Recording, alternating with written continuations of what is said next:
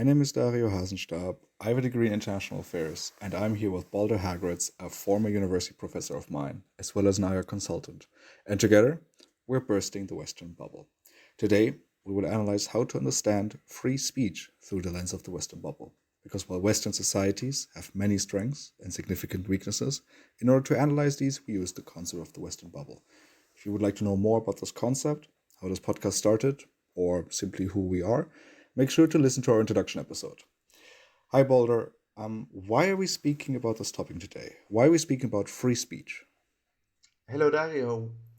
Free speech is one of those issues that is always mentioned as part of our proud Western heritage, right? Whenever you ask what is good about the West, the first thing usually that's mentioned is democracy, and very quickly that is followed by words such as freedom of expression, freedom in general, those kinds of things. So it's one of those foundations of, if you like, the Western identity and also the Western bubble. Free speech in the 21st century has become increasingly complex and tense, the whole debate around it, because of our changing views on identity, our changing views on who we are and who we want to be, and that has laid this time bomb, if you like, underneath Western society. And what are the facts? Freedom of speech is a principle that supports the freedom of an individual or a community to articulate their opinions and ideas without fear of retaliation, censorship, or legal action. Terms like free speech, freedom of speech, and freedom of expression are used interchangeably in political discourse. However, in a legal sense, the freedom of expression includes any activity of seeking, receiving, and imparting information or ideas, regardless of the medium used. Freedom of speech and expression may not be recognized as being absolute, and common limitations or boundaries to freedom of speech relate to slander, obscenity, pornography, incitement, fighting words, hate speech, classified information, copyright violation, trade secrets, food labeling, non disclosure agreements, the right to privacy, dignity, the right to be forgotten, public security, and perjury.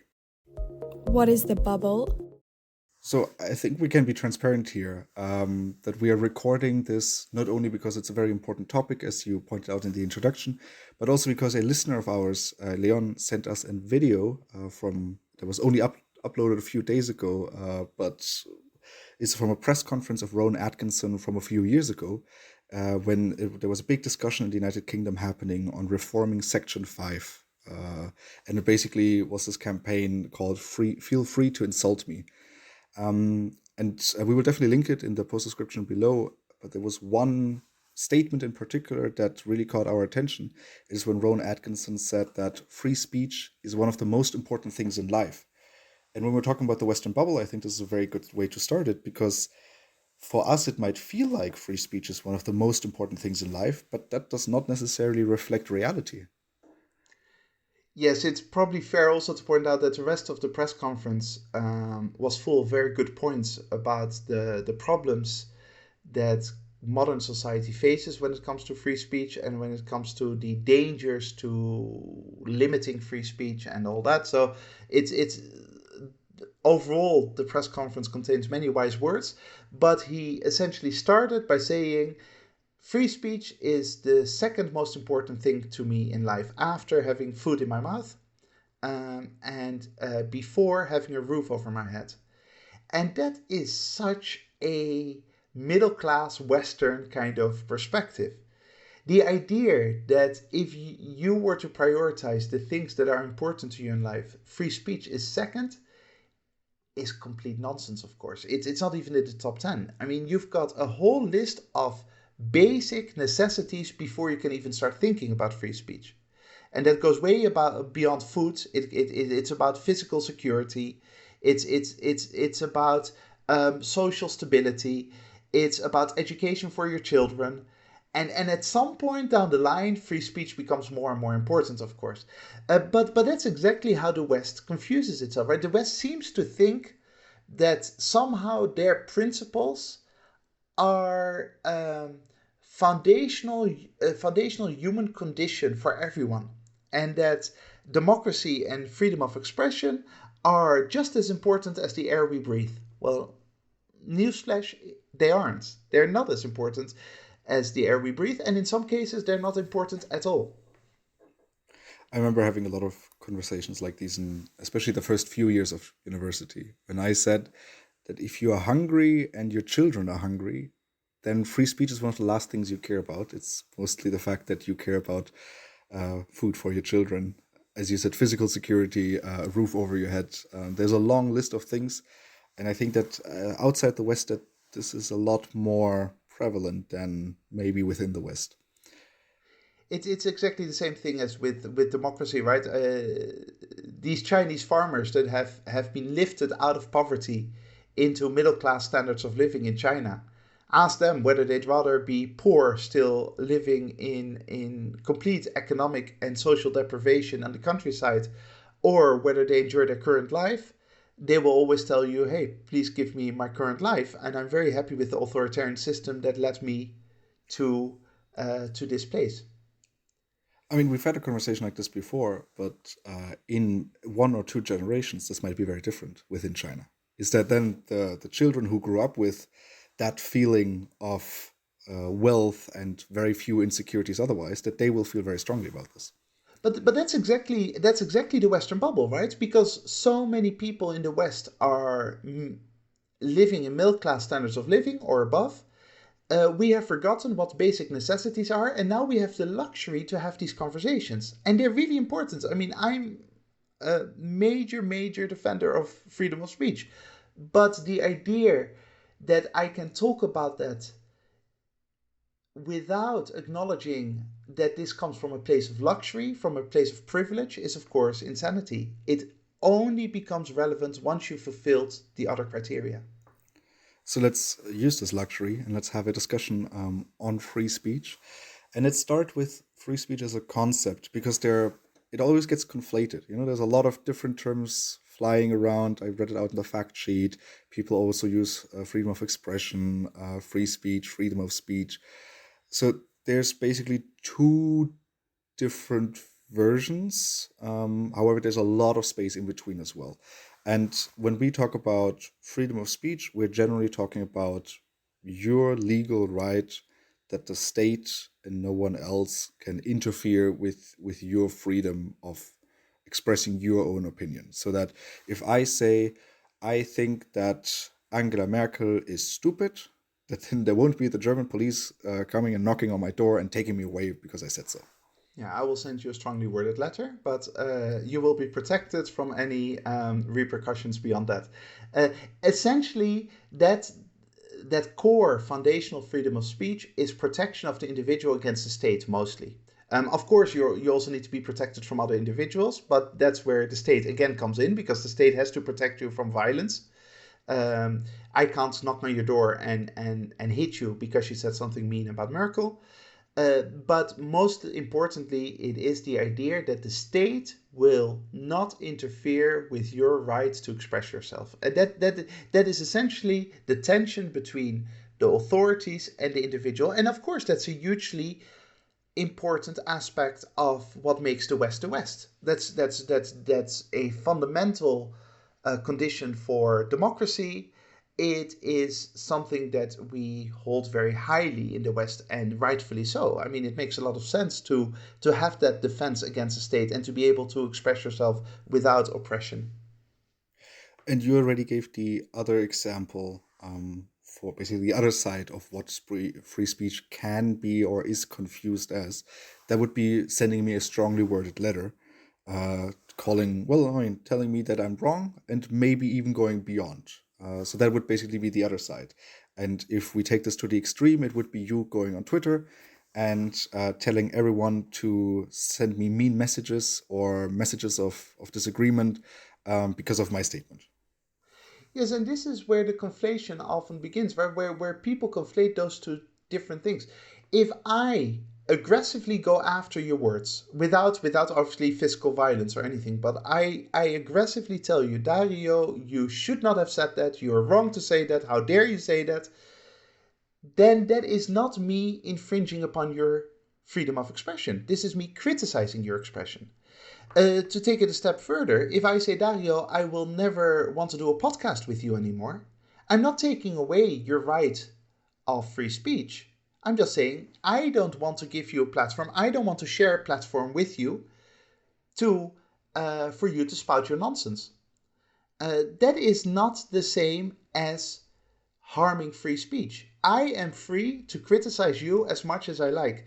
And that is also part of free speech, right? And yet, what we often see in today's discourse, certainly on social media, is that if I say about someone, um, oh, they should never have said that, that was a terrible thing to say, then you straight away have a number of internet trolls who go, oh, you're against free speech then. No, I just think it was a terrible thing to say. They can say it, but it was terrible. So let's take this away from me criticizing Angela Merkel, and maybe to more prominent examples out there where you have speakers such as the likes of Jordan Peterson. I think we've mentioned him before, and I think we have made it clear that we don't count him for being someone very bright, someone who uses a lot of very complicated words to sound very smart, but not necessarily someone who makes very convincing points, at least not to me. I mean, our listeners might disagree, but feel free to send us an email. However, Jordan Peterson not being invited to speak at universities is not going against free speech, and it happens all the time. Yes, now in itself, any university saying we don't want Jordan Peterson to speak at our institution is completely consistent still with free speech, because they're not saying Jordan Peterson is not allowed to speak. They're just saying we don't want to use our buildings for this. We are not just like we don't want to give an hour time to a 10-year-old boy who wants to talk about his toy cars. You choose who you want to give a platform to in life. And as a university, you do that. As a company, you do that. As an individual podcaster, you do that. We are not obliged to invite Jordan Peterson onto our podcast. If we do so, it's fine. If we don't do so, it's also absolutely fine. None of that is an infringement of free speech. None of that denies the importance of free speech, because we're not denying Jordan Peterson to create his own podcast, to create his own university, to create his own platform in which he can speak. Of course he can do that, but we just don't want to help him in it. And that's where people really get very, very confused very quickly. So this is what we would call social or informal censorship. If we simply do not want to give him a platform, and could go as far as saying, oh, I'm watching a YouTube video of his, no, let me block him because I do not want to see any of the content again. Right, and this is where it gets complicated, because I, as an individual, can choose to block him. I can choose to not give him a platform if I have such a platform. But once it gets down the line of social censorship, you get into the idea of a whole group of people trying to basically block him from being able to express himself, right? So, and that's when it gets scary. So if you and I and others start organizing ourselves to make sure that Jordan Peterson can never, I don't know, tweet anymore without, Twitter crashing because of trolls or something like that. Us hacking into Twitter to make sure that Jordan Peterson cannot express himself. Or us trying to put pressure on YouTube to not publish videos from Jordan Peterson or something like that, then we go down a very scary rabbit hole. And that's very different from me as an individual or as a university choosing not to give him a platform. Going after him beyond my own platform is probably where things get ugly. I think, to stick with social media terms, or with basically technological terms, if I personally decide to block him so I don't see him anymore, that's me simply not wanting him, and that's not me limiting his free speech. But if I take it a step further and I report him for hate speech, for example, and let's say I organize this, so now there's 500 people who report him for hate speech. That's the moment, and then where something at the YouTube headquarters makes click, and people have to look into it, or might even take it down preemptively and then check it afterwards, because there's some really strong rules or EU regulations, at least here in Europe, in place. That then becomes difficult, because you're organizing yourself to actually limiting someone's ability to speak, which would be the same as students organizing disrupting protests at universities. So there's a difference between simply holding up a sign and saying, "We disagree with you," and basically disturbing Jordan Peterson then in the act of speaking. So while he's trying to give his talk, that you scream over him and make a lot of sound so that he doesn't get a chance to speak. That's exactly it. And when it comes to reporting, I never understand. We live in a world where people continuously seem to report others and continuously react angrily against what others say. To me, it seems pretty clear that the only time that I would report anyone is if I see that they actually break the law. Um, as in the first type of free speech problem. Like, if I see a tweet in which people are planning to murder someone, I will report that to the police because they are actually about to commit a serious criminal offense. Beyond that, why would I ever report someone for something broadly defined as hate speech? Or why would I ever, the moment I do that, the moment I go down that route, basically I put myself onto a moral pedestal, and I say I am the arbitrator of who is right and who is wrong. Not the law, not the courts, not the police, and I am gonna tell the world that my morality is better than that other person's morality. And that requires an insane amount of arrogance and overconfidence when it comes to one's own ability to assess these things. An example of this would be Charlie Hebdo. So Charlie Hebdo, is this satire magazine. And for the listeners who don't know, in 2015, in January of 2015, there was a violent extremist attack on the headquarters of Charlie Hebdo, where someone who would be following radical extremist Islam basically went into the headquarters with a gun and shot a bunch of the people working there in response to Charlie Hebdo publishing a cartoon of the Prophet Muhammad, which, according to Islam's customs, you're not allowed to do. And here we then afterwards we had people changing their profile pictures on Facebook. I think that was one of the first times that this happened to Je suis Charlie, and basically expressing sympathy with the victims. Until this point, I think we are all here more or less in agreement. But then things, as always, when as soon as you express sympathy and too many people get involved, that's the moment when it can get nasty. And I think something like this happened to you. Yeah, so I was lecturing on international relations, as I do at university, and this came up. Obviously, it was a big deal at the time, and I'm sure that I condemned the violence, as we should always do. We should always condemn the violence and express sympathy for the victims of violence. But then after that, I said that I really do not understand what makes someone want to draw the Prophet Muhammad, knowing that it offends millions and millions of people. Now, I don't think that offending people is enough to punish them. That's the whole point of free speech. We have a right to offend. But why would you knowingly go after hundreds of millions of people who feel somehow hurt or offended with a drawing like this? It's just beyond my understanding, to make some cheap political point.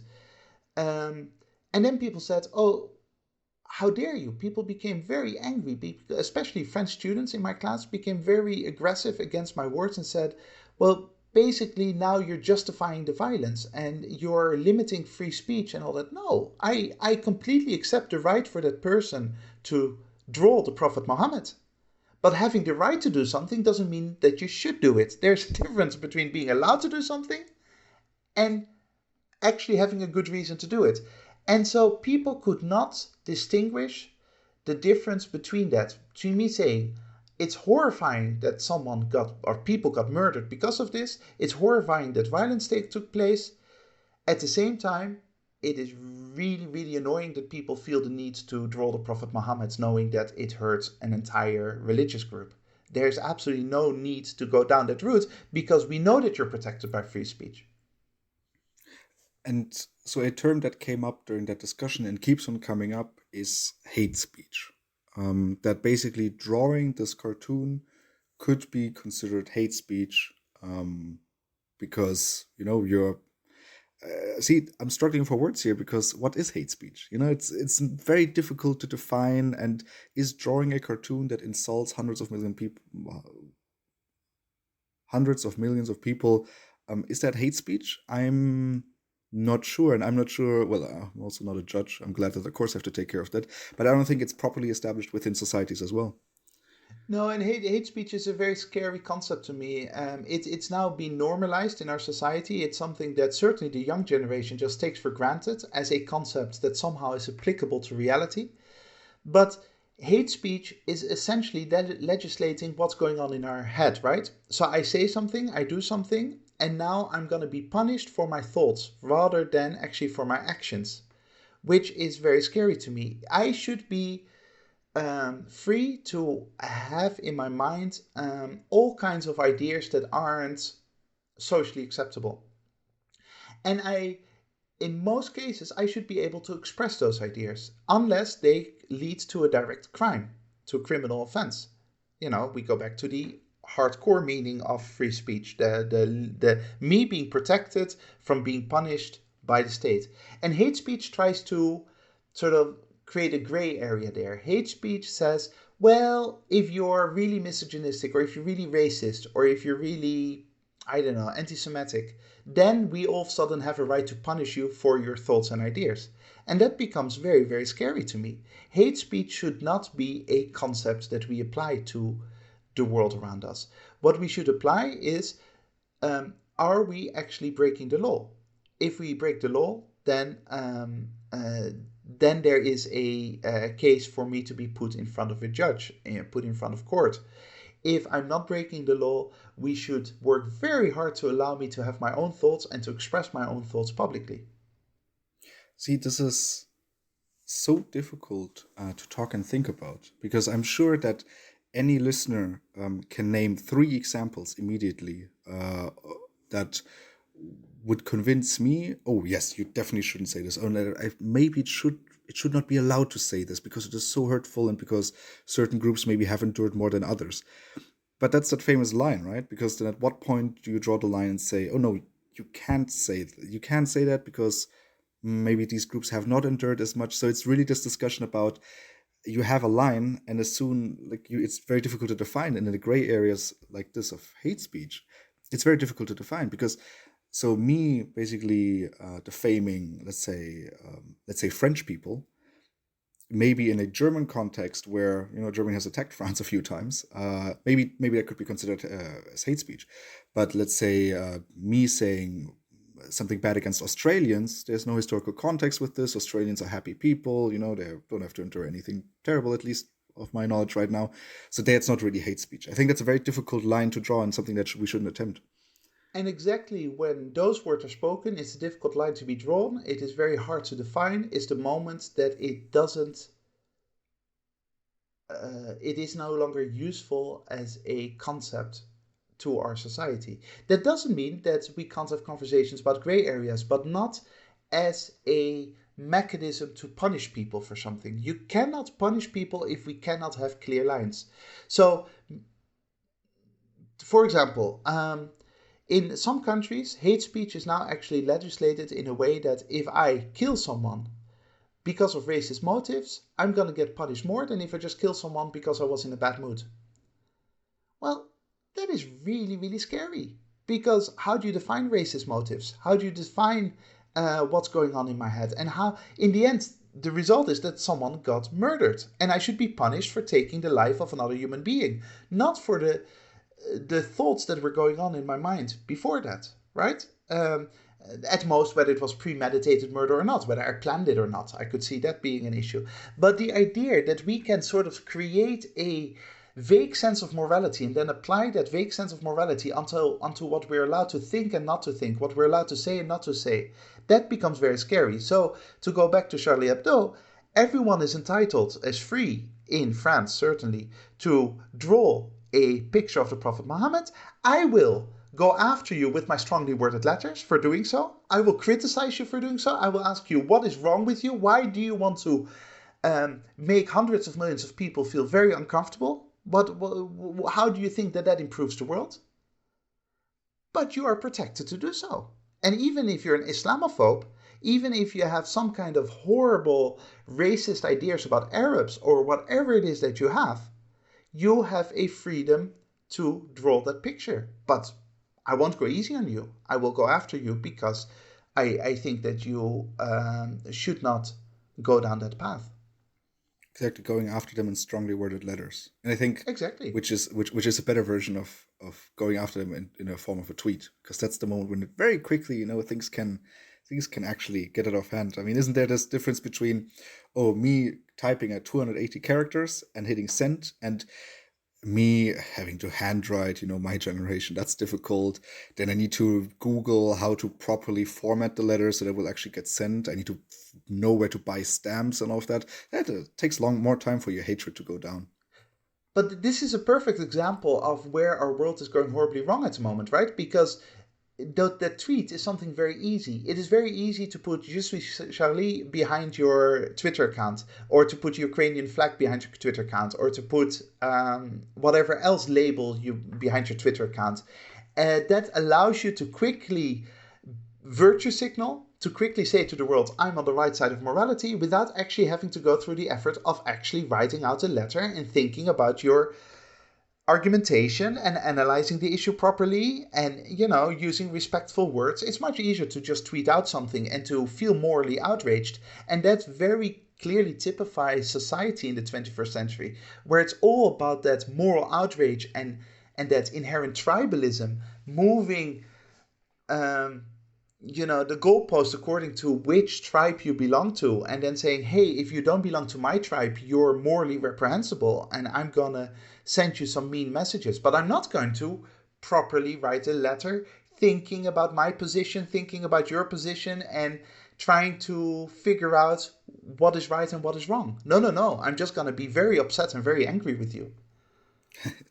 I mean, in general, I think we can conclude that the introduction of social media, the time of technology, has led to also a further fragmentation of tribalism. Because before there were, clearly established tribes, and now you have a lot of tribes. You have a lot of tribes, and you have sub-tribes and sub-sub-tribes. And as you already mentioned, you had a half tribalism, my tribe versus the other tribe, wanting to discredit the other tribe, trying to feeling threatened by the other tribe. You have that further fragmentation, which I assume, I mean, this is without any scientific backing, but then leads to more of that outrage. And in the world that we currently live in, where you have that environment of saying, oh, that's hate speech, and you cannot say that, and you shouldn't be allowed to say that, and I'm going to make sure that you will never say that again. Yeah, so then basically free speech becomes a matter of you're free to say whatever you like as long as it falls within my moral code. And the moment you step out of my moral code, I label you racist, or I label you sexist, or I label you something else, Islamophobe or anti-Semitic or whatever it is. At that moment, your free speech ends because I no longer connect to your perspective on the world. And that, of course, is exactly the wrong way around. Free speech exists exactly to defend those who have different perspectives from you, to defend those who go outside of the moral norms. Why? Because nobody has to be protected to say what everyone else agrees with. If 99% of society agrees with my words, then I don't need free speech protection because nobody is gonna go after me. It is about protecting those who say something that we don't like, that we feel offended by, that we feel uncomfortable with, that we feel is outrageous, that we feel is unpleasant. Those words need to be protected. I don't need to be protected from saying, hey, it's a nice day outside. Let's go, I love 25 degrees. That doesn't require any free speech protection. Oh, well, maybe you're actually romanticizing global warming. But no, I mean, now we've gotten a bit far away from the original part of why free speech is so important to the Western bubble.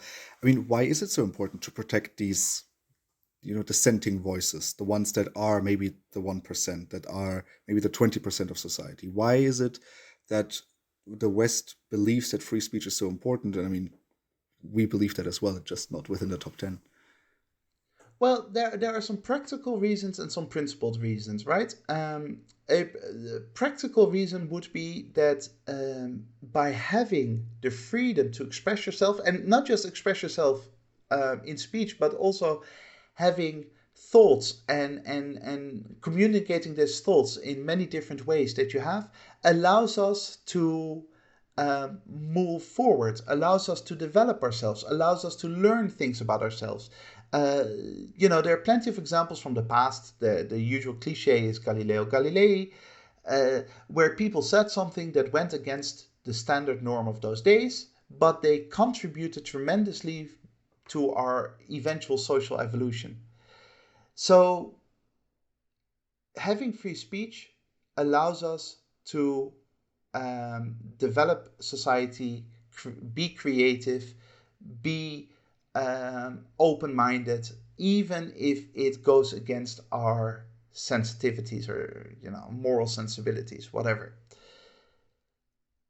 At the same time, the principle is, of course, that we as an individual human being should not judge the perspectives of another human being as long as those perspectives do not damage my physical integrity and my life in any significant way. And can you explain to our listeners what is the problem? So these foundations are incredibly important, to Western society. I think there's a very easy argument to be made that it has tremendously contributed to the wealth that we are living in the past few hundred years. And now we see that these foundations are being threatened by exactly what we discussed in the bubble. And now that we are obviously in the category of the damage, so what are some of these damages if free speech, or the opposite of free speech, hate speech in that sense, is now used to limit free speech of others? What are the damages of that to exactly what we outlined is so hugely important to Western society? Well, it means that we are crossing certain red lines with respect to the basic foundations of what every individual is entitled to in society, and certainly in Western society, which means that we are turning our society into sort of, I would almost say, a 16th century moral consensus, right? We have one type of morality, and we want to push for that type of morality, and anyone who falls outside of that type of morality is wrong and needs to be punished for that. And the moment we do that is the moment that we actually encourage the state to assume an awful lot of power. Remember what we said early on, free speech is my defense against the state, is my way of holding the state accountable. The moment that we ask from the state to become a beacon of morality and to impose our morality onto everyone else who disagrees with us, is the moment that we are creating an authoritarian, totalitarian system, and a very scary one at that, in which people are no longer able to criticize the state, in which people are no longer able to hold power to account, because very quickly you're going to be punished for saying the politically incorrect thing. So by creating this social narrative, this social discourse about soft free speech rights. So basically, hey, we will do everything we can to limit you from saying what you want to say. We open the door for the state, for authorities to come in and say, okay, no worries, Will, we have this, we've got your back. And we will be this knight in shiny armor defending your morality against the bad guys. And that's the moment that the West loses its identity, that the West loses democracy, loses freedom, and everything else. Because it ultimately leads to majority rule or tyranny. Is that, 51% of the country say that you cannot insult French people. And then the 49% of the country that, I don't know, maybe have some valid criticism of the French for some reason, that they are no longer about to speak about this and are no longer able to, voice these maybe very valid concerns that would, who knows, maybe drive society forward by improving something of the French system. Of course, and the next step is that I'm no longer allowed to criticize the state. I'm no longer allowed to insult the state because the state is now this beacon of morality. And by criticizing the state, I go against that. So all of a sudden, there's going to be mechanisms in place to make sure that I keep quiet. And the moment I can no longer criticize my government or my state is the moment that we have lost the very foundation of what is Western free democracy and all that. And I think a very good example of this is the current discussion culture within Western countries on almost everything. Is that it is no longer about what you say, but how you say it. Did you use the correct language on certain terms? Oh, no, you used a word that, according to maybe my definition, you can't say because that's hate speech, and therefore I will discredit your entire idea. Which is a very for me, it's just a lazy way of arguing, but it is also a very dangerous outcome and limiting.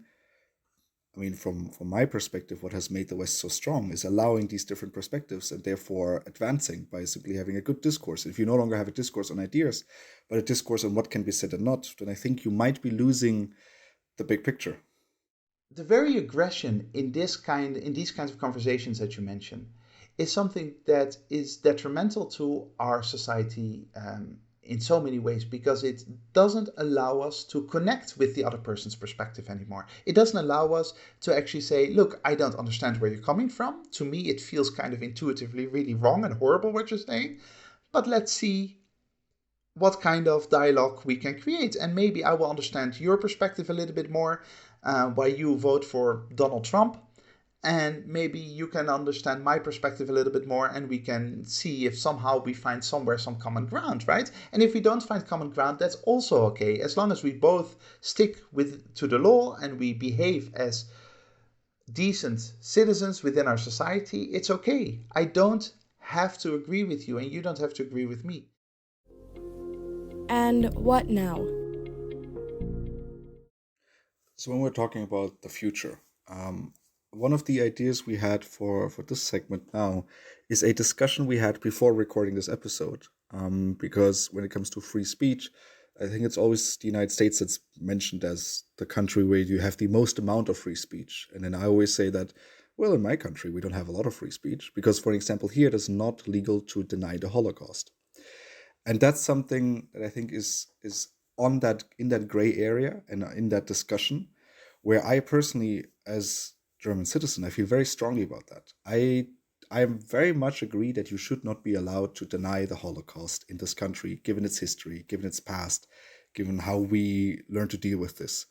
However, I know that there's other voices out there that say, oh, again, where do we draw the line? Like, okay, you're not allowed to deny the Holocaust, but does that also apply to the Turkish genocide in Armenia?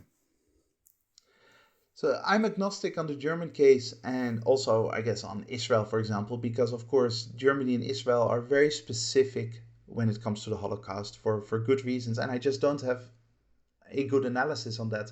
But as a general rule, let's say Spanish society or US society or Dutch society, the moment it is vague and it's not easy to define, why the Holocaust no, but the Armenian genocide yes, or the other way around, that's the moment that you know that you're in trouble, and you should not legislate against that, right?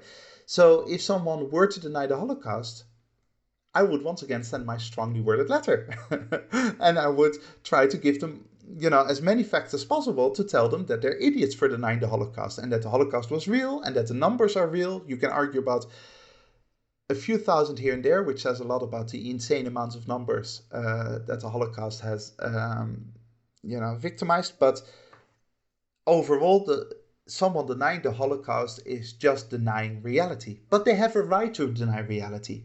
And if we don't give him the chance to deny reality, the practical consequences are also much worse, because that leads to them feeling somehow that there's some kind of conspiracy. Why am I not allowed to say this? Why am I not allowed to think this? And you get this anti-reaction. You create this idea that they're being oppressed by the man, by the system, somehow by the elites, by the Illuminati, whoever. And you want to avoid that kind of dynamic. So, beyond Germany and Israel, where, like I said, I have no perspective, Holocaust denial should be allowed and should then be vigorously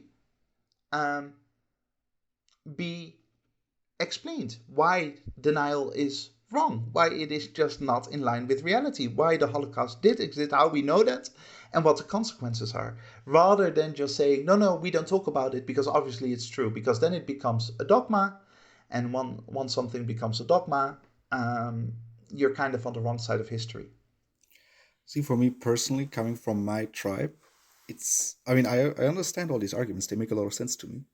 Um, but coming from my tribe, it's difficult to comprehend or to accept, thinking that it should make sense to everyone out there that denying the Holocaust is a terrible thing to do, and you cannot do it because for exactly the reasons that I was taught all my life.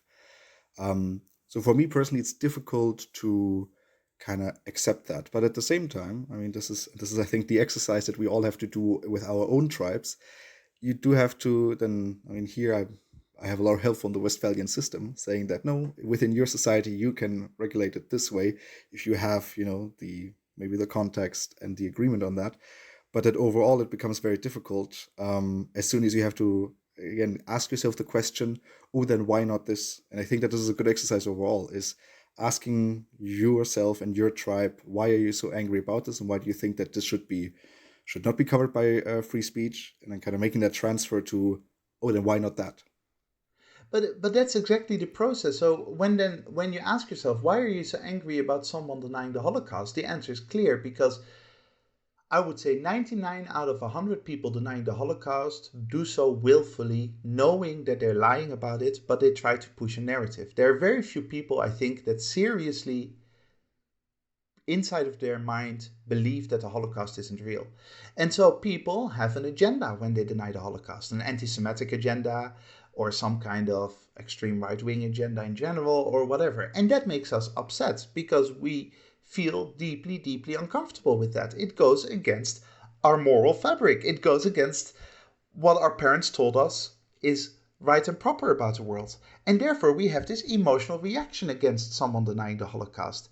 We feel insulted by it. We feel offended by it. And that's exactly the moment that we need to protect the freedom for those people to actually say what they say, and then critically assess that and criticize them or ignore them if we feel that they're just not worth our time. It is exactly those moments that we get upset and outraged that we should stand on the barricades and defend the ability for people to say what they are saying. I mean, we should just stop being so angry. Stop being so angry. That is the solution. Yeah, try to have a reasonable conversation. Stop being so angry. And with this, I think that's a good moment and a great moment to end today's conversation on free speech. If you have any questions, comments, or regards, make sure to send us an email to thewesternbubble@gmail.com. Also, feel free to send us your strongly worded letters in case you disagree. We welcome them. And we will try to incorporate that any type of feedback into our following episodes. Thank you very much to the listeners for joining us today. Make sure to join us again next week when we burst the Western Bubble. That is it from my side. Balder, which closing quote did you pick for us today? This is a quote from Peter Hitchens, which I essentially already paraphrased earlier on in this episode. Freedom of speech is freedom above all for those whose views you dislike most.